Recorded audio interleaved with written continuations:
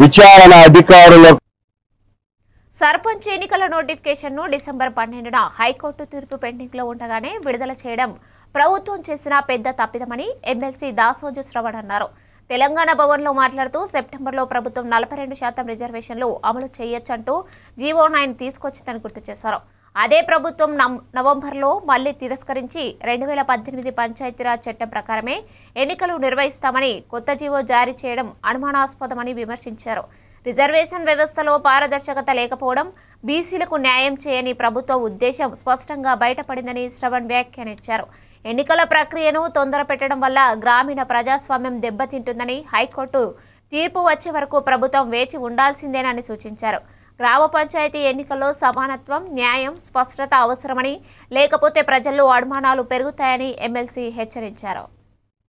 కల్పించేట ఒక మహత్తరమైన దినం, మహత్తరమైన అవకాశం డిసెంబర్ 12 హైకోర్టులో